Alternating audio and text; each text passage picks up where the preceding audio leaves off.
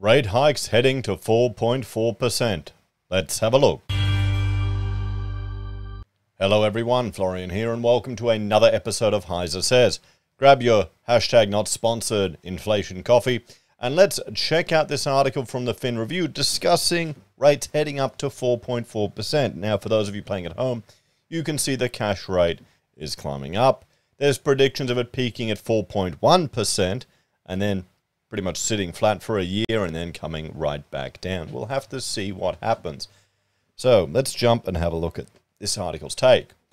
So the RBA peak inches up to 4.4% after hotter than expected US inflation.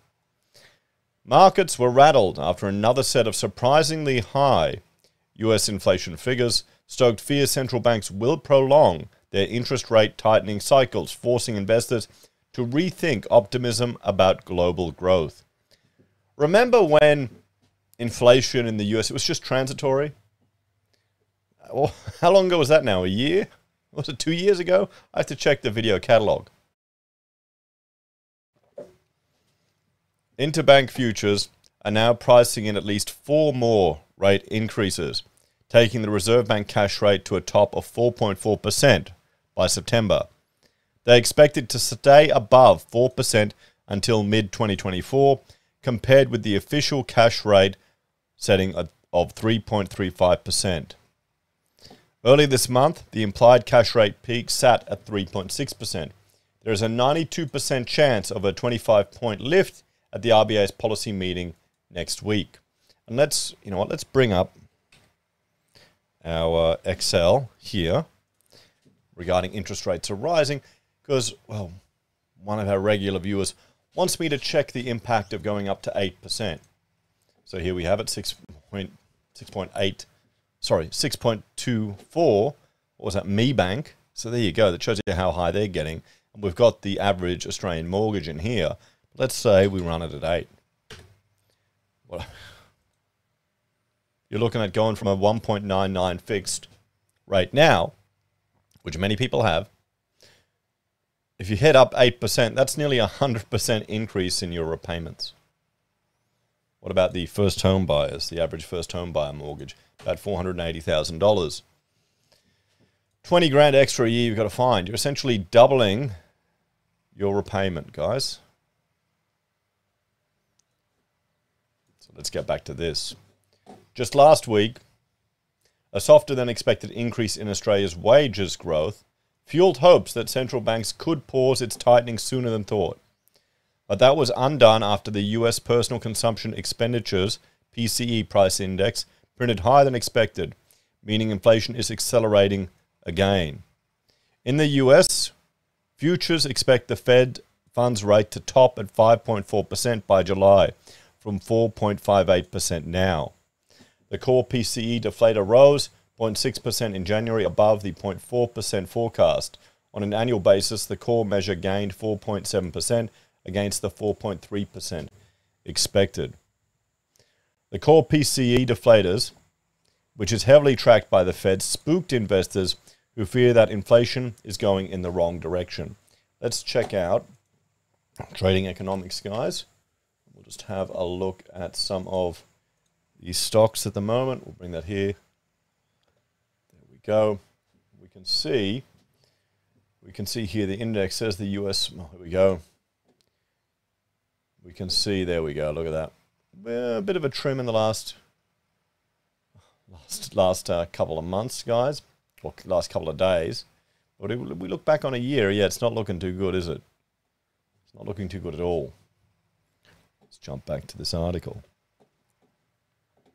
It is bolstered by other surprisingly strong US data, including consumer spending, up 1.8% last month, and sales of new single-family homes, increasing 7.2% in January, the highest level since March 2022.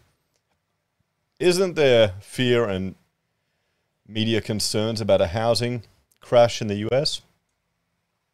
We'll have to see. We'll have to see how it all manifests, guys. Because people are, it's going to always be the negative headline. But sure, we've got housing going down here in Australia, in particularly Brisbane, Melbourne and Sydney. but it shot up to the moon, everyone. That's, I mean, here's SQM asking prices data, and you can see when I reload this, you can just see how it climbed right back up. And okay, was it flattening a bit, gone a little bit down? That doesn't look like a dramatic crash. If you're sitting on the sidelines waiting to jump in on property, oh no, we're crashing back to pre-COVID levels. So if you've been sitting all that time waiting, was it worth it? This is the thing. People are trying to time the market, which is bloody difficult. It really is bloody difficult. So, downturn worries. The upward shift in Fed expectations lifted the US dollar, which climbed 1.3% last week to 105.32. The Aussie dollar skidded to its lowest level. The US two-year yields, which reflect interest rate expectations, rose as much as 4.84%, the highest since November 4. Benchmark 10-year yields reached 3.98%.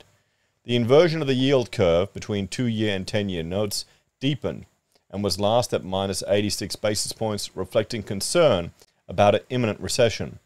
The gap in this part of the curve is a reliable indicator of a downturn. And how many times have we seen, I mean, we've been, yeah, okay.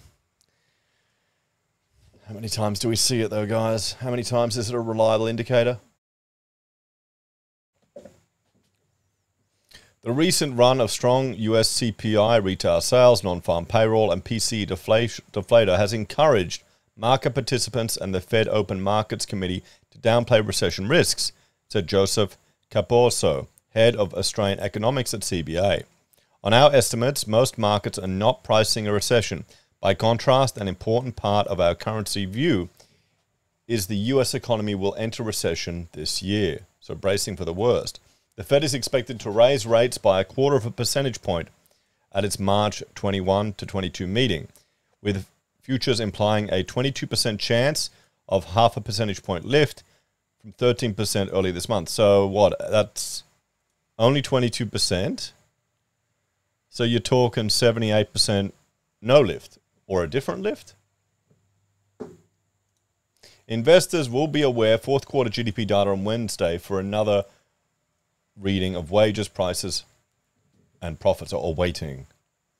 If signs of excessive wage growth really are a key driver of the RBA's concerns about high inflation becoming entrenched, then last week's wages figures should imply that a pause in their rate hiking efforts could be on the cards sooner than the market currently expects, said Paul Bloxham, chief economist for the Australian New Zealand at HSBC.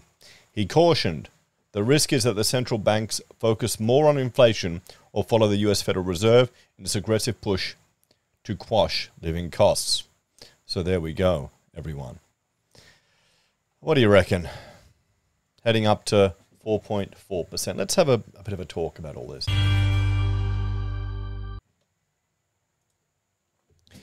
So, here's the thing. The more and more of these articles that you look at and that you read, the more and more of these predictions that people are making, you've got to weigh it up. I mean, fundamentally, you need to look at your own financial situation. You need to prepare your own budgets, your own planning, your own payments, your own mortgage for the worst case scenario in your situation, in your life. You need to plan for that. Sometimes you need to take a step back and just drown out a lot of the noise and a lot of the negativity that can sway you to make perhaps a rash or irrational decision. And I find that you can get in a negative feedback loop. Say you're consuming doomer news, like you're on Zero Hedge all the time, you think everything's going to collapse, you're watching this YouTuber that's got, predicting everything's going to go crumbling all of a sudden, and every day it's the same thing. You're on Facebook groups where it's all negative social media, negative economic news. It becomes a self-fulfilling prophecy. And you're just stuck in a bubble. And then you're buying these hoards of silver and gold and thinking, what's happening? Why isn't it crashing? It's going to crash now. And then all of a sudden you're a year later, another year later, another year later, 5 years later, 10 years later. And because you've been stuck in a doomer bubble, you're sitting there waiting and missing opportunities. See, I think you've got to have a rational take on it. and be able to handle a bit of healthy risk. So we'll have to see what happens. If rates will peak at 4.4% here in Australia, then they'll peak at 4.4%. We'll see how long it lasts, if it's a month, if it's 2, if it even reaches that level. Anyway, guys, let me know your thoughts and opinions. Hey, if we start seeing recessions all over the place, well, that could be a fantastic news for Australia. More stimulus overseas and more demand for our natural resources. Anyway, thanks for watching. Check out my other channels, HeiseBim and Heise Does. And if you're a fan and enjoy the content I create here, you can support the channel, use our referral links, buy our pocket squares, or call us if you need an architect. Take care, guys. Have a great evening. I'll see you in the next episode of HeiseSays. Bye for now.